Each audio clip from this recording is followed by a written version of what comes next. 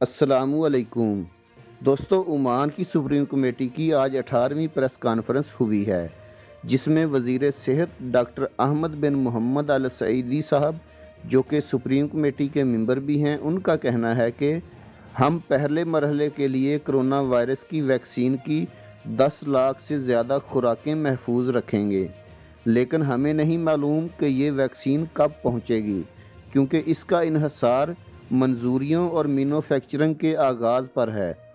Biometric हाज़िरी के मौजू पर डॉक्टर अल सईदी ने कहा कि इदारों में फिंगरप्रिंट हाज़िरी को दोबारा से फ़ाल कर दिया गया है। रात की नकलो हरकत पर पाबंदी के वक्त हमने इन्फेक्शन के फैलाव में कमी देखी है। आईसीयू में मामलात की तादाद में भी कमी वाक़या हुई है, क्योंकि इज्तिमाआत की तादाद में भी कमी वाक़या हुई है, जो पहले ही ममनू हैं। वज़ारत तालीम के सेक्रेटरी इत्तलात का कहना है कि ओमान में स्कूलों के लिए नया तालीमी साल अतवार से शुरू होगा। सरकारी स्कूलों में ग्रेड 1 से 11 तक तलबा ऑनलाइन तालीम हासिल करेंगे।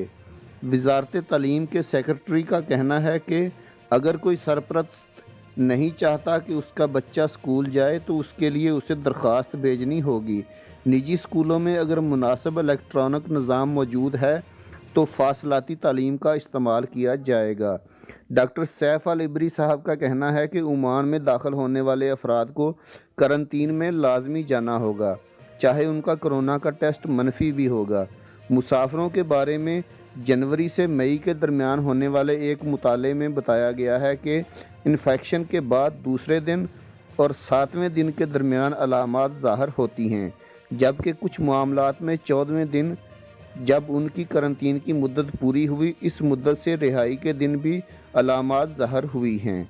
इसके अलावा स्कूल्स के खोलने की टाइमिंग भी बताई गई हैं कि किन औकात में क्लासेस होंगी, और वज़ारत तालीम ने यह भी कहा है कि 80 से 83% तलबा ऑनलाइन तालीम हासिल करेंगे। इजलास में तालीम के शोबे के मुतल्लिक़ ज़्यादा हिदायत बताई गई हैं।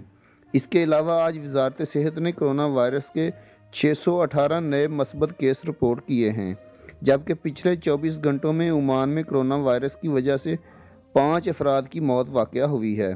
डॉक्टर सैफ अल इबरी साहब ने कहा है कि हमें उम्मीद है कि अगले हफ्ते के दौरान अमवात की तादाद में कमी वाक़या हो जाएगी। दोस्तों, ये थी आज की सुप्रीम कमेटी की चंद तफसीलात। वीडियो बनाने का मकसद आप लोगों की रहनुमाई करना है।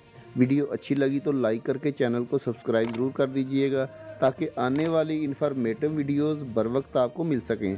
अल्लाह हाफिज़।